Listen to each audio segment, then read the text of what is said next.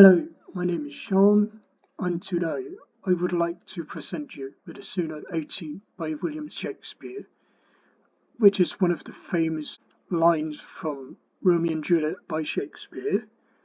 First, I'm going to read through the whole Sonnet 18, and then I'm going to go through the questions my teachers made for me.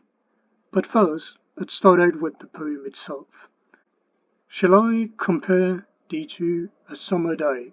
Thou art more lovely and more tempered. Rough winds do shake the darling buds of May, and summer lends half all the short of a date. Sometimes too hot an eye of heaven shines, and often in his gold complex, deemed and every fair from sometimes declines, by chance of nature, changing course but trimmed, but they eternal summer shall not fade, nor lose possession of thou owest, nor shall death brag about thou wantest in shade, when in eternal line time thou shalt grost. So long as men breathe or eyes can see, as long lives this gives a life to thee. So now I'm going to go through the questions. Question number 1, account of the rhythms and rhymes in the poem. So I'm first going to start with the Sonnet 18 poem.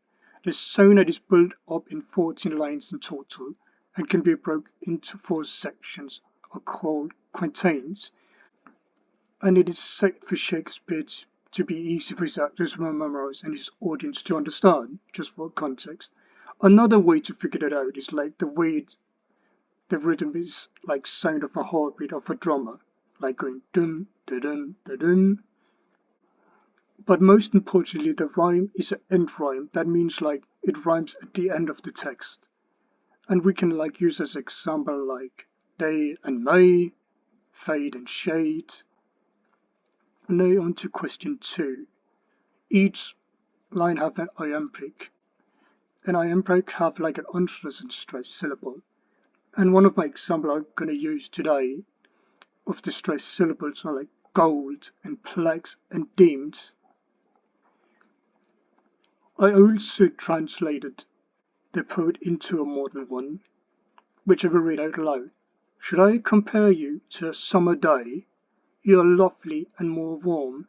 Even in May rough the winds and shake the declines flower buds, and the duration of a summer is always too short. Sometimes the sun and the eyes of heaven is too hot, and the golden face is often dull, and beauty falls away from a beautiful people, stripped by any chance of nature changing course. But your eternal summer will not fade, nor will you lose a whole of your beauty, your own, nor will death be able to boast that when wander in the shade. When you live in the never-ending lines instead of parts of time, as long as men breathe, have eyes to see, as long as this sonnet lives, it will give life to you. Yeah, and now on to question 4. What is the central theme of the poem and expressed?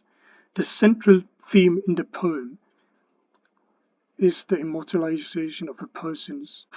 How love can actually immortalize someone, and how like strong love is in itself.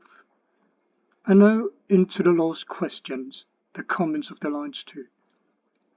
So what it says at the end of the poem, like right here, when it says like as long as men can breathe and eyes can see, so long lives this can give life to thee, is basically what it means is like as long as people lives from the poem and the poem lives on. That's what it basically means. Thank you for listening.